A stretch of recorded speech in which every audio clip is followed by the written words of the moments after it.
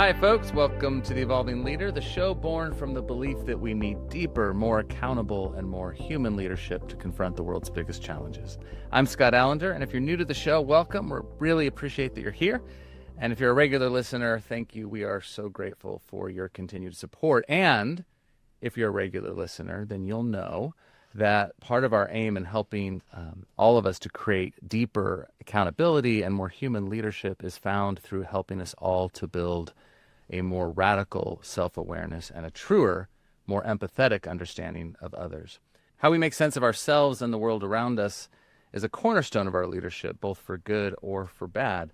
And longtime listeners of the show will know that an approach that I like to take for better understanding myself and other people is through the Enneagram. Back in season 1, we had best-selling Enneagram author Ian Morgan Cron on the show. And then when my book, The Enneagram of Emotional Intelligence, came out 2 years ago, we devoted a whole episode to that. So if you're an Enneagram curious human, then you're in the right place. If you're not, then please don't turn off the dial. Stay open and stay with us. Lean in, because I think you're going to get some really keen insights today from wherever you are on your self-awareness journey. Because today we are joined by Enneagram teacher, coach, speaker, Stephanie Barron Hall. Stephanie draws from her education in psychology and postgraduate work in organizational communications to create a unique and accessible approach to working with the Enneagram in organizations. And she's just released a book that I've described as the new go-to book on the Enneagram, and I stand by that assertion. It's called The Enneagram in Real Life, and she hosts a podcast by the same name, and she also has like a cajillion followers on her Instagram at 9typesco. Steph, welcome to The Evolving Leader. Thanks so much for having me. How are you feeling today? Good. Yeah. Yeah? You just got over an illness, but you're feeling good? Yeah, and I rushed here because morning rush hour traffic. I was like hustling in, trying to make it on time. So, well, thanks for being here. I'm going to jump into help our audience get to know you a little bit better. Say we're at a dinner party, and your answer might help me when I get this question. And somebody comes up to you and says, "So I hear you've written a book about what at the Enneagram? What is this thing you've done?" What do you tell them? How do you get into that conversation? First of all, I'm like, yes, the Enneagram, yeah, because no coffee enemas involved here. Though I always like to say the Enneagram is a motivation-based personality framework oriented around 9 core types. And what I really like about it is that it's very growth-oriented. So it really helps us to understand not only where we are, but kind of where we're going and where we've been. And so that's kind of my elevator pitch, if you will. Yeah. How did you discover it? Actually, so I've always been interested in personality, everything. Yeah. But the Enneagram in particular, my husband heard about it on a podcast. And he was like, "Oh, you would probably like this." And he handed me his Ready results. So for our listeners, the Ready is the Rizzo-Hudson Enneagram Type Indicator. And it is a pretty gold standard assessment that people have used for a very long time. And it's about $12. So he handed me the results from that. And I was like, cool, great. I'm going to set that aside for now. Didn't really listen. And then a few months later, my older sister was like, "You have to take the Enneagram." So I was like, oh, fine, because you have to do what older sisters say. And so I took it, and I saw the Achiever pop up on the screen. And I was like, yes, I won. And very quickly, I started reading more about what that actually meant. And I was like, oh no, I do not like this. And it kind of took me on this whole journey. What didn't you like? Well, 2 things that kind of popped out right away. One was that the whole chameleon-esque aspect of the type 3, which is sometimes called the Achiever. The part about moving and shifting how you show up depending on who you're with. And it was something that I had recently started noticing about myself. And I didn't like, but I also thought people can't tell. And reading about it on the page, I was like, oh my gosh, people can see me. And that was really challenging. Like feeling like people can see this thing that I'm doing and that I wasn't even aware that I was doing. And so I was kind of mortified by that. And then the second piece was that I was out of touch with my emotions. And my whole life, I had been told, you're so sensitive. You're too sensitive. So I didn't think that I was out of touch with my emotions. But very quickly, I started recognizing, oh no, I totally am. And being sensitive is not the same as being able to like access and process emotions appropriately. So those kind of stood out to me, and that took me on this whole path.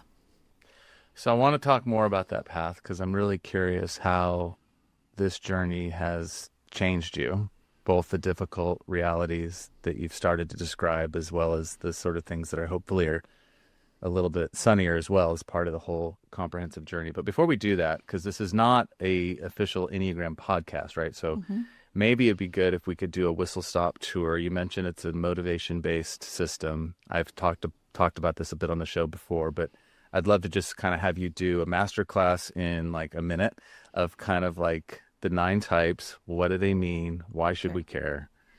Anything you want to share there? Yeah.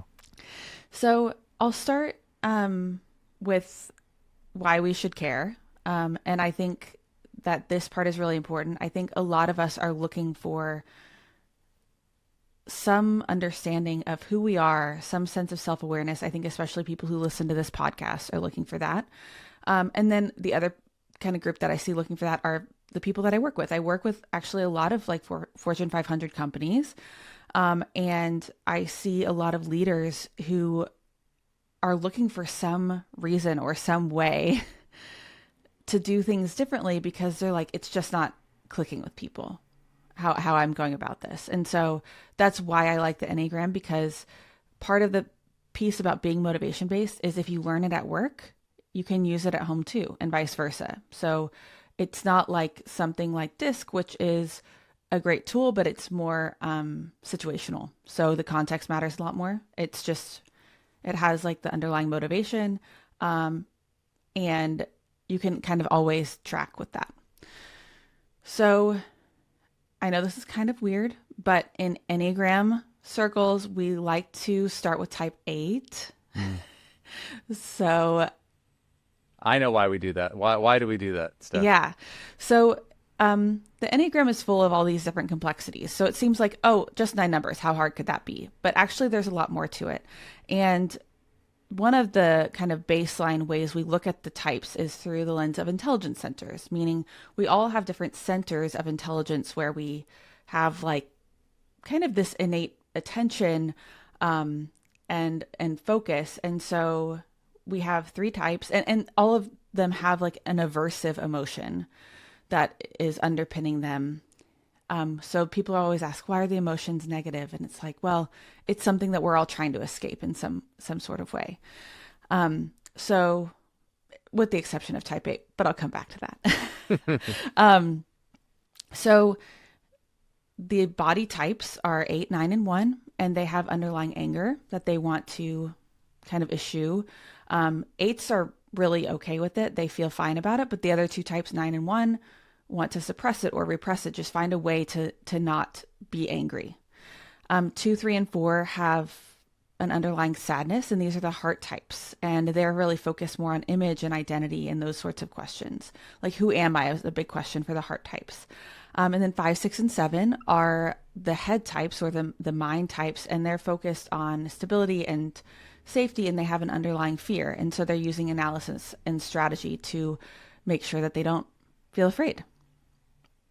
And we overuse one of those centers, right? So we talk a lot of this show. So I'm pause before we go into the 9 types, because we talk a lot on the show about one of the ways that we build self-awareness to see and solve our greatest challenges is to pay more attention to what's happening in our body, to pay more attention to what our emotions are telling us, why they're constructed in the first place, and what information they're giving us.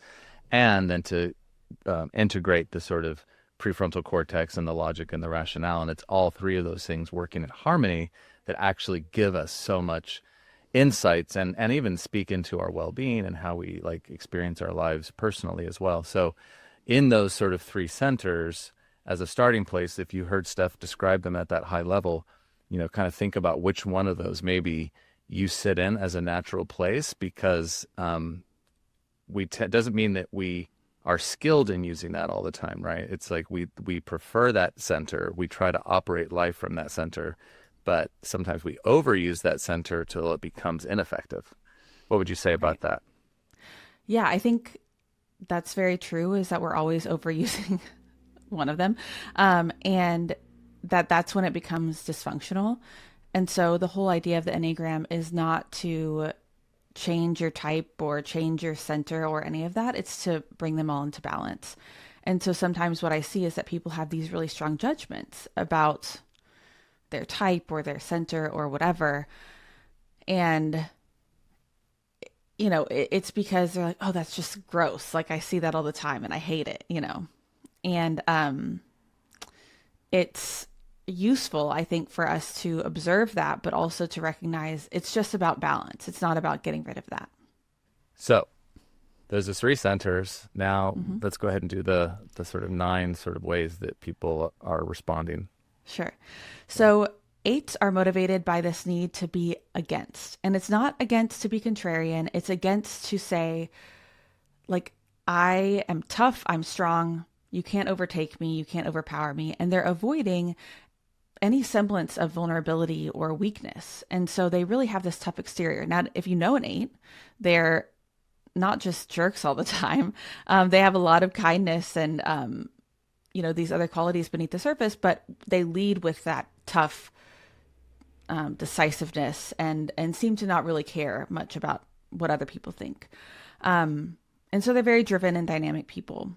Then we have 9s who are motivated by the need to be at peace internally and externally.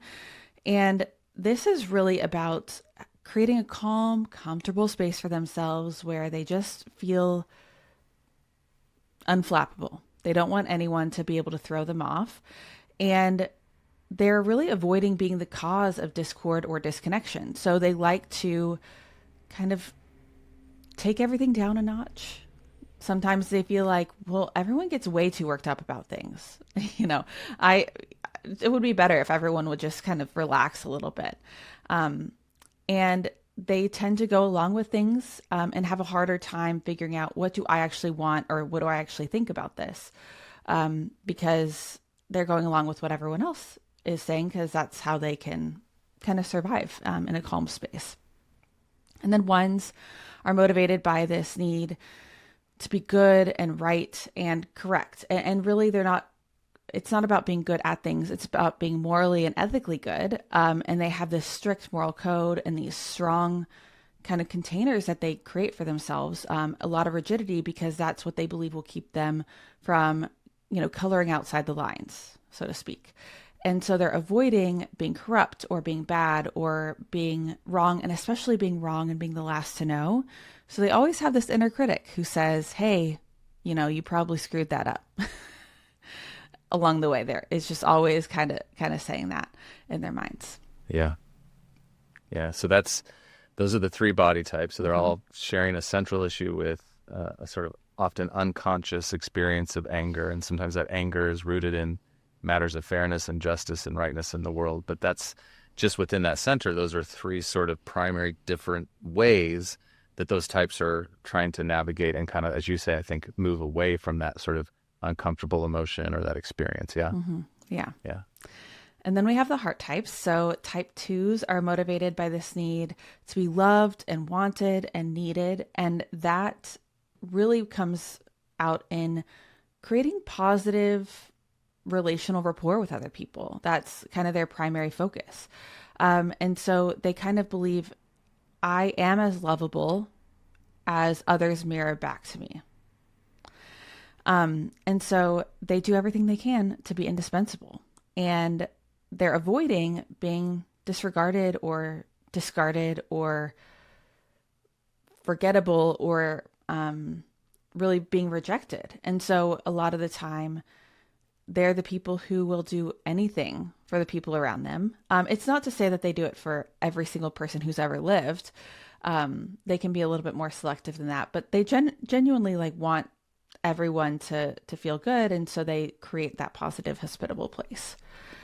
And then threes are motivated by this need to be successful in the sense of being an admirable, impressive, productive person. And threes have a tendency, and this is what I alluded to earlier, to kind of shapeshift and show up differently depending on who's in the room, because they believe, oh, that's how I can be the most successful, is to show them what they want to see.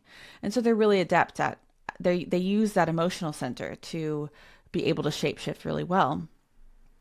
And it sounds fake. It doesn't feel fake for threes because they're thinking, well, I'm just highlighting pieces of myself that I like and lowlighting other ones, or that you like more so, Right. and lowlighting other ones. And so it doesn't feel inauthentic, though other types do perceive it that way. And they're avoiding being a failure. Like they avoid failure at almost any cost. And that could look like not engaging in things that they know or that they're not certain that they will be successful in. Or it could look like, doing whatever they have to do to, like, however hard they have to work, however much they have to bend themselves out of shape to be successful or productive. And I should also say success according to them and their like family of origin doesn't always look the same. Right. Like whatever that environment, whatever that definition of success in that culture, in that environment, that's what they represent, essentially. Yeah. Yeah. And then we have fours who are motivated by this need to find and express their truest, most authentic identity. And so they're always plumbing the depths of their psyche, trying to find what is really true about me and like, what can I uncover that's more? And so they're very introspective. They're very attuned with their emotional world. So twos are attuned with everyone else's emotions, but not so much their own. Threes use emotions in a really surface way to figure out who they need to be, but they don't really like to process them. They like to move fast, and emotions slow you down. And then fours really are constantly searching for more emotionality, and they're avoiding being inauthentic or insignificant. And so fours will always kind of do something a little bit extra or leave like their little, unique spin on things as a means of self-expression. Yeah. Yeah. So let's move to head types, the 5, 6, 7s. Yeah. So fives are motivated by this need to be competent and self-sufficient. And self-sufficiency is one of the most important things. They sometimes get confused on paper, not in person, but on paper with eights, because eights want to be autonomous. That's super important for eights. But fives have this similar drive, but for different reasons. So fives say, I have to be self-sufficient because if I'm not, that will invite other people to intrude upon me. If I need something from somebody else, that will invite them to intrude, and I just don't have the energy or the bandwidth to deal with that. And they're avoiding being depleted, and specifically thinking about their energy resources, time, emotional resources, all of that. So they start each day thinking, this is how much time or energy I'm going to have for each thing today. And they don't like to be thrown off. They're very cerebral. It's not to say that they don't have emotions, but they like to self-isolate and then pick them apart and break them into disparate parts and deal with emotions that way versus their friends, the fours that are right next to them on the Enneagram circle, who really focus on the emotional aspect. And fives focus on minimizing that and creating margin in their lives overall. And then sixes are motivated by the need to feel certainty. And they just want to feel like 100% certain about anything. And that feeling is elusive because the closer they get, the further away that it is. And so sixes are interesting because they have all this fear, but most of what they do is actually oriented to mitigate that feeling of fear. So they're not thinking, I'm afraid, I'm afraid, I'm afraid. They're doing whatever they can, whether that's planning, whether that's gathering people around them, or whether that's trying to scare off the fear, they have these different tactics to not feel afraid. And so they're a little bit tricky because some of them see fear and they move away from it, and we call those phobic sixes. And some of them see fear and they move toward it, which we call counterphobic sixes. And it's interesting because for a while I would always say, this is the type of six that if like the counterphobic six, they will, if they're afraid of heights, they go skydiving. And then I was like, maybe I shouldn't say that because it does sound stereotypical. But then every time I don't share that in a team session, somebody says, oh yeah, I'm afraid of heights. And so I went skydiving. And I was like, okay, I got to say it again. But they're funny and, very interesting people because they also have this very contrarian nature. So anything you say, they like to be like, oh, I don't know about that. Are you sure about that? I have a lot of sixes in my life, so it's a fun time. But, they're avoiding having this experience of being stranded and being like kind of caught with their neck out. So they're always trying to make sure that they don't have that experience, and that their worst case scenario does not come to fruition. Yeah. Okay. So great descriptions on both 5 and 6, all these descriptions. But now our final in our series, type 7, final head type. Tell us about 7s. So 7s are motivated by this need to be free to explore the world of possibilities. And sometimes they get stereotyped as they're just fun-loving and that's all they care about. But it's actually about mental stimulation. So they always want to have something to chew on, some puzzle to be processing. And a lot of the time, if they don't have that, they're going to go out and do something that will just catch all that's like kind of consuming experience. And so when it comes to fear, they're actually just working to escape it, and outrun it. So that's really what's motivating them. And they are avoiding being trapped in pain or boredom. And a lot of 7s don't really resonate with the pain part, except that boredom feels physically painful for 7s. So they always have something new or interesting that they're moving toward, and that feels motivating for them. So thank you for that. I think that's such a brilliant high-level description, and I know you just scratched the surface. We could spend an hour talking about each intelligence center, right? And we could talk about the ways that head types have a tendency to be biased towards their prefrontal cortex and their sort of rational planning, but because they tend to be less in tune with the body, they miss out on essential information, right? And heart types who over prioritize connection can miss out on other things as well. So there's like a masterclass that could be done in just the importance of these 3 centers, and let alone we could do an hour on each of the individual types. So somebody might be listening and thinking, I've heard enough where I related to that and I related to that, but I'm not really sure. How would you advise somebody to start exploring finding their type? I used to be the person who was like, don't take a test. They're only going to lead you astray. And I have really changed my tune on that because it is hard for us to really understand these motivation things if we don't have some sort of guide. And I find that even, so I do typing interviews where I sit down with somebody and I ask them I ask everyone the same questions, which is awesome because I can then tell them, oh, well, 4s normally answer this question this way and 6s this way, etc. But it's much easier for them to answer those questions if they've thought about this before. So that's why I always recommend starting with an assessment. My very favorite one is called the Compass Assessment, but it is cost prohibitive. And so there are a lot of other avenues you can go. There is an assessment in my book, which is called Enneagram in Real Life, or I have a self-typing guide that's totally free. And then there are also you can find a billion online, and I can send you guys, the links and everything to the ones that I like best. So start there and hold your results very loosely. Like, think of them as a suggestion. It's not diagnosing you. It's not telling you for certain. That's your job. So you get your results, and I say start with the top 3 and see what resonates. So go and read about, say your top 3 results are 3, 7, and 8. Then you go and read about those 3 types.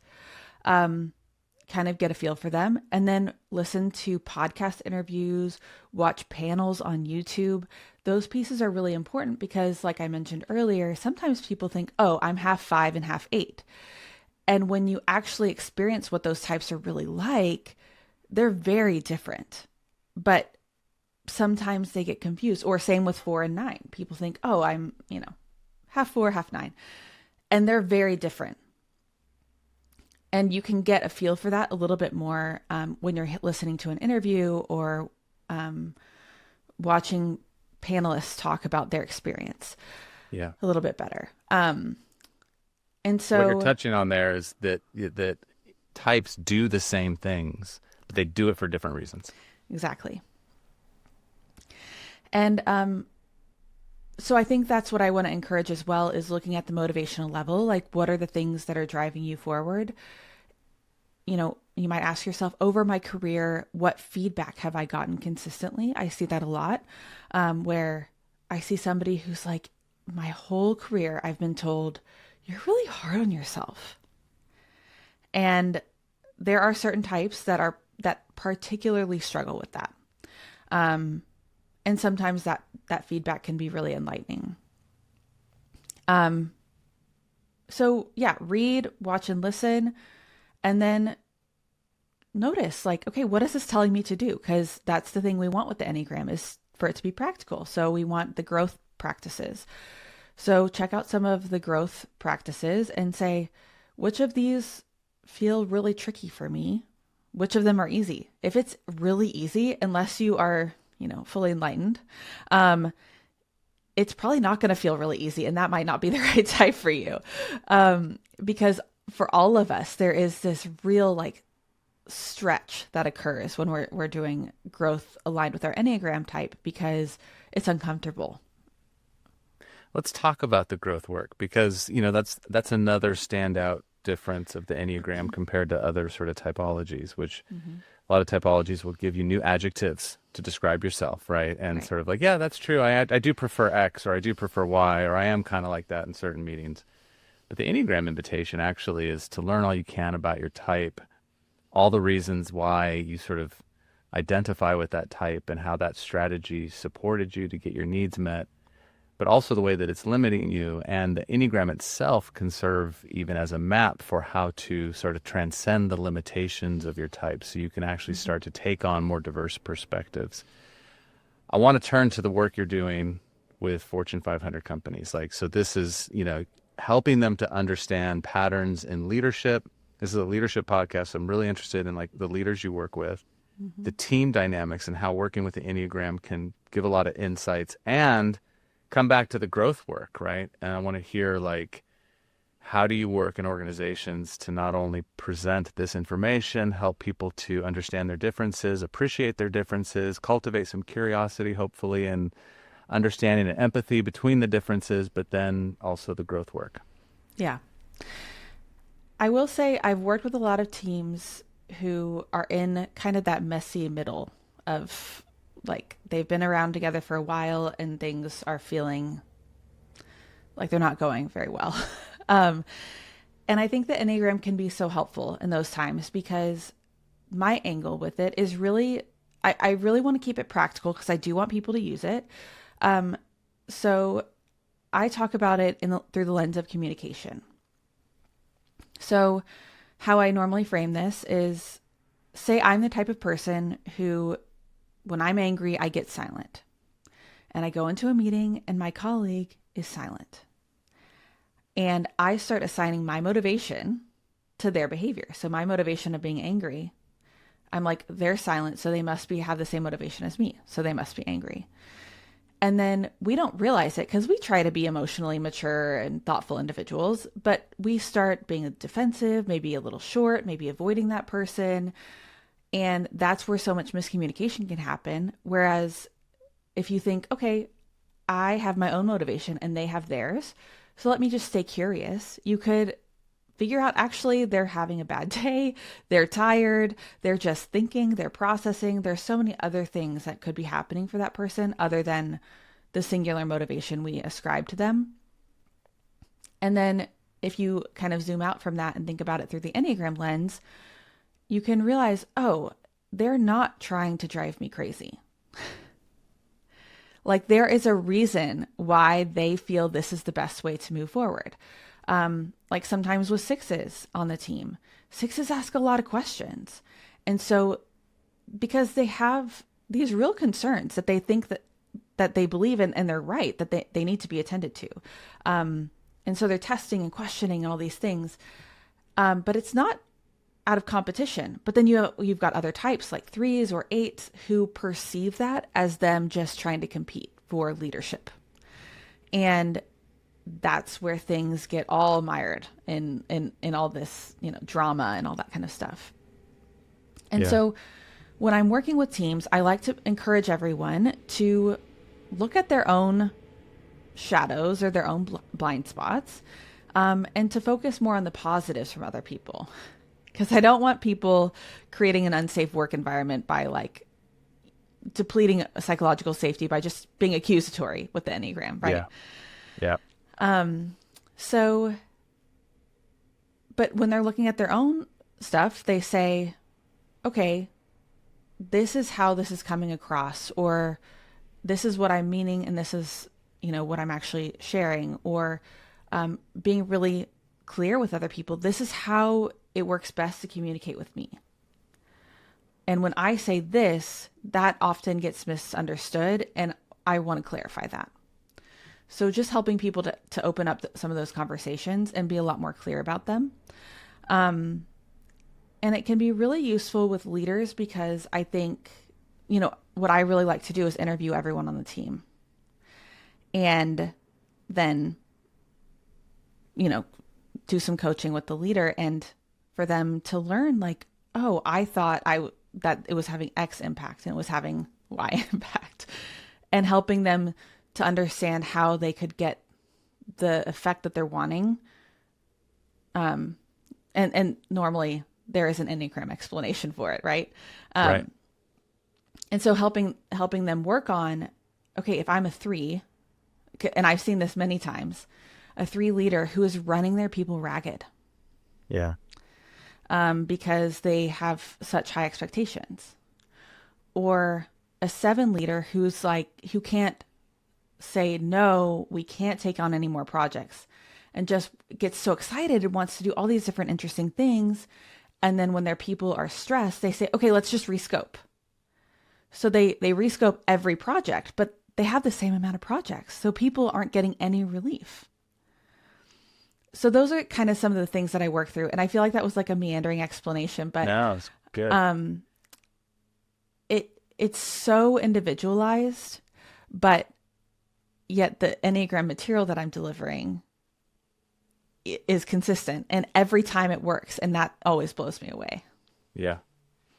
Yeah. Same. I feel like when I work with teams, it's the results you see are always the reward, right? Because, the stuff is just like it repeats itself, and the patterns are showing up, and at different teams, different cultures, different dynamics, but it all kind of shows up in the same way. So you mentioned like the example with the 7s and the 3s and 7s and 8s, I think you said, and the sort of interplay with a 6 who might be contrarian and asking questions and shining doubt. It's, my invitation to those leaders that's exactly who you need in a room. You've got to stop stacking the room with 3, 7s and 8s who are going to get into action so quickly that maybe they aren't seen around corners, right? And 6s need a little bit more of the opposite, right? If they're a 6 leader who's sort of getting paralyzed by, gosh, I'm not certain, I have no certainty here, right? I don't want to take a risk because what if the risk produces catastrophe, and now I'm worried about that. So it's also, I think, organizing your teams and your meetings and your strategy sessions with making sure you've got all the perspectives from what those gifts of those types bring, as opposed to our tendency, which is to avoid the types that irritate us because they're not like us, right? Right. And I've created a framework around that to help people understand this. So it's like a car analogy. So we have the gas, the types that are like, we're just going to go. And we can figure it out along the way. So 3, 7, and 8. And then the brakes. And people sometimes in these type groups don't like being called the brakes, but I still call them that because it's like, so 1, 5, and 6. And these are the types that are like, we are going to go off a cliff we need to navigate this turn. Like, let's slow down a bit. Like, let's figure out, what we're going to do. Do we actually have capacity for this? Those sorts of questions. 3, 7s, and 8s do not think, do I have capacity for this? Mm-mm. And then there's endless capacity. Yeah. And that actually turns out to not be humanly possible. Right. And then the alignment, which are 2, 4, and 9, and they're very people-oriented types. And they're asking, are all the wheels pointing the same direction? Like, are we all on the same page? And I think that using this framework has really helped me work with teams who, especially in corporate America, sometimes there is that presumed hierarchy of like, well, 3s and 7s and 8s are the best because they move the fastest or whatever. And helping people to grasp that we all need all these different voices in the room. Yeah. Yeah. Well, you're touching on, especially for 3s in Western culture, right? That sort of endless capacity, work myself to death and work my team to death often gets rewarded because they're tireless. They'll sleep when they're dead, right? They just keep going, right? But it's not sustainable. So how do you use the Enneagram with teams, or do you you're touching on this in your answers already, but do you ever like approach this with an intentional focus on team sustainability and well-being? And is there any sort of, because I know there's a lot of leaders that I talk to that, they're all not all, but so many leaders are on the verge of burning out, right? And they feel like their teams are burning out. And well-being initiatives and organizations are often bolted onto the side and they're not baked into the work that we do. Mm-hmm. Any other thoughts you might have on how a leader might work with this system for the purposes of achieving sustainable well-being? Yeah, I think the thing that I like to point to is that, admittedly, it's been a little while now since I did my graduate degree, but there's all this research about how intent to turnover decreases when people feel understood by their manager. And they feel like, okay, my manager supports me. And I think that is so important for people to recognize, because the Enneagram is one of those ways for people to feel more understood, especially if it's used with, humility and like thoughtfulness. And I think that's also one of the reasons why more companies should invest in tools like the Enneagram, because turnover is very expensive. So if they can decrease the desire for people to leave, because there's that old adage that, you've heard a million times, people don't leave companies, they leave managers, right? So I think a supportive person in that role can go a long way. So, and I really believe, and I've seen this play out, that even if somebody doesn't feel totally understood, if they feel like their manager is really trying to understand them, that goes a long way. And then also in general, we spend so much of our time at work or on work Zoom calls, whatever the case may be. And if we can improve mental health there, then that improves us overall. Yeah. And so creating workplaces where people are communicating well, where people are not taking so much offense, where people are just broadly more compassionate toward one another, I think those things go a long way. And, there's also the research around burnout being more about like creating meaning sometimes can be more useful than like just decreasing what you're doing, like the amount of hours you're working. And so sometimes I think meaningful connections can guard against it. Now, does that solve it? I agree. Yeah.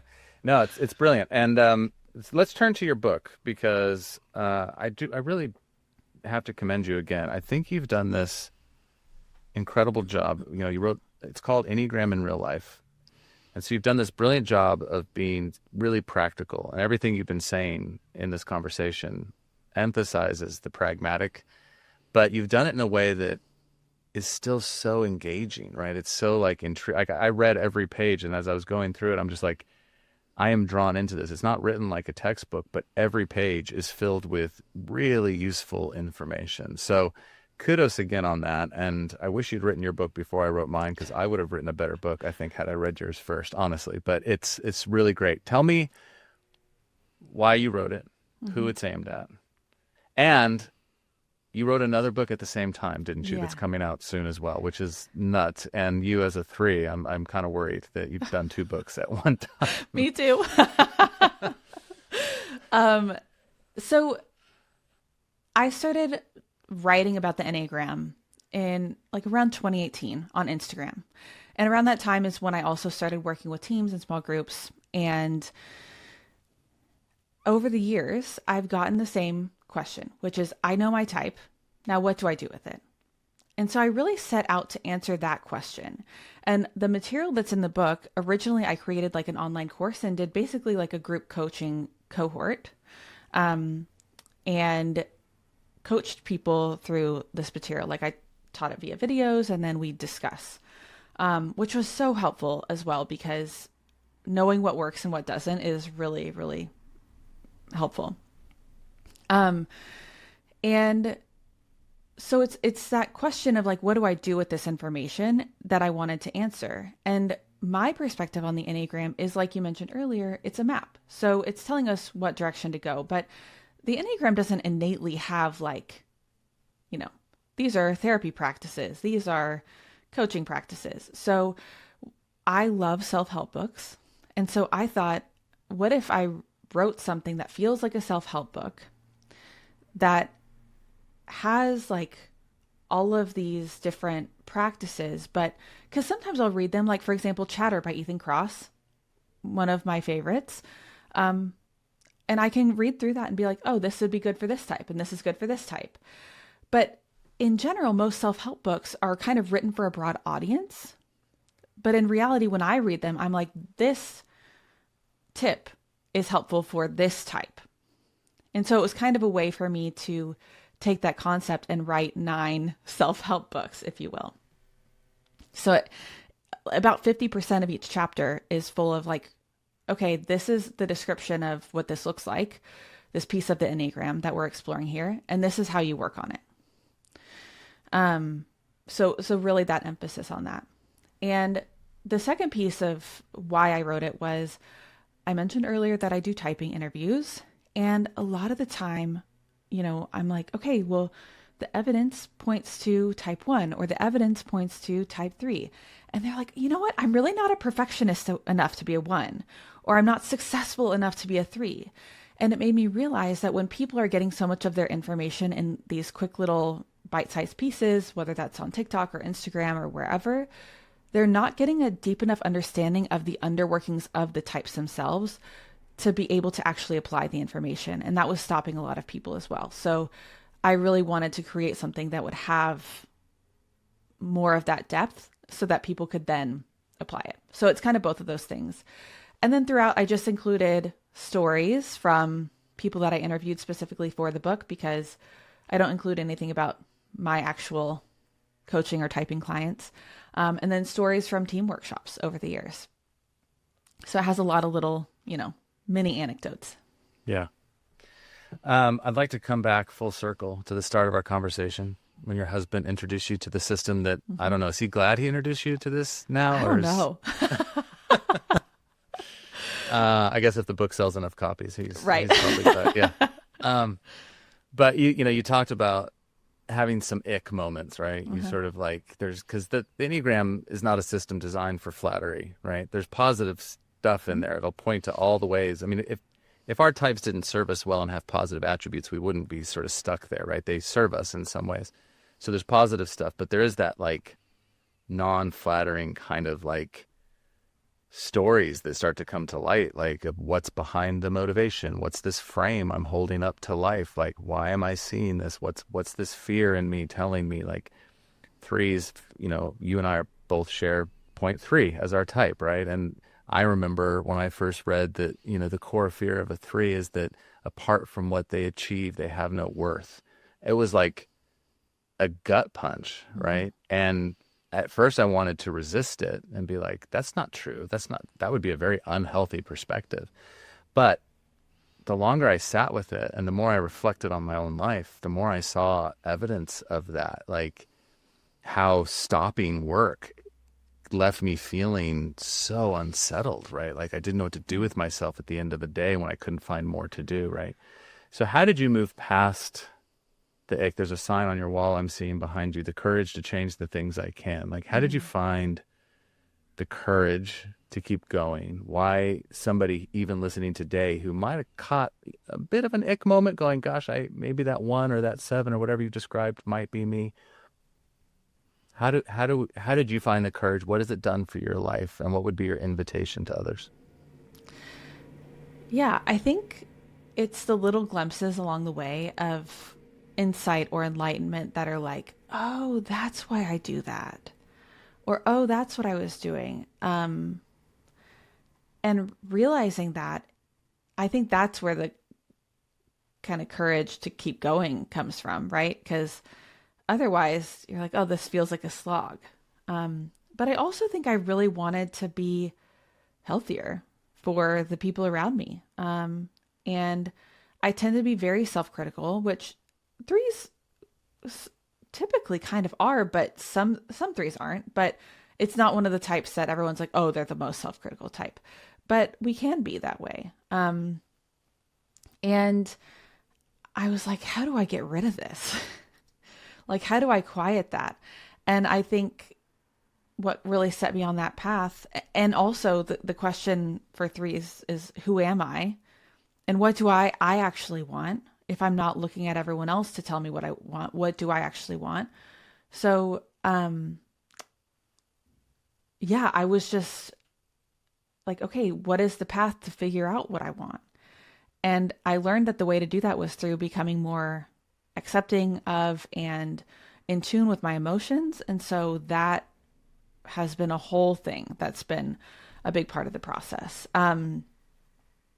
is becoming more emotionally aware and attuned and allowing space and time for that. And it's interesting because now when I do things that it's like somebody else is telling me I have to do this and I don't want to, it feels painful. And threes are kind of built to be like, I'll do whatever and it doesn't matter how I feel about it, right? Yeah. Like that's our natural mode. And so I think that in some ways I don't have that anymore. And it's interesting to kind of explore that. But I also, once I started seeing like how it was helping my relationships and things like that too, I was like, okay, that's helpful. Yeah. Yeah. I feel similar. And it's not a straight line journey either, right? It's a lot of ups and downs, and it's 2 steps forward, 1 step back. And it's all about being, as you say, compassionate with yourself, curious to know more, right? Hold yourself with compassionate curiosity, and as you go on this sort of journey. Brilliant. So how do people get in touch with you if they want to hire you for coaching or workshops? Yeah. You can book a call with me on my website, which is 9types.co. And it's all spelled out. And yeah, I start with a consultation call for everyone because I want to figure out the outcomes that you want for your team. And then we'll go from there and work together. And then you can also find my book on my website, which is, again, 9types.co. And the book is called Enneagram in Real Life. And you can find it wherever books are sold, including the audiobook, which I got to read. Did you do the audiobook? I did. Awesome. Yeah. That's fantastic. Yeah. Yeah, folks, if you have felt a tinge of curiosity at all and in this conversation, I do encourage you to order Steph's book straight away, The Enneagram in Real Life. And when does your next part of the book I don't know. Drop? You don't know yet. All right, you turn it in soon though, right? Yeah. Yeah. Okay. So it's in, it's just, we'll see what the next part of the process looks like. Okay. Okay. Well, listen, get the book, everyone. You won't regret it. I promise you. It's, when you find your type in there and you start reading, you're going to not be able to put it down. I promise you that. And it's going to be well worth it. And contact Steph for working with your teams. Steph, thanks so much for sharing some of your time today and your wisdom and your insights. We appreciate you. Thanks for having me. This was really fun. Cool. And until next time, folks, remember, the world is evolving. Are you?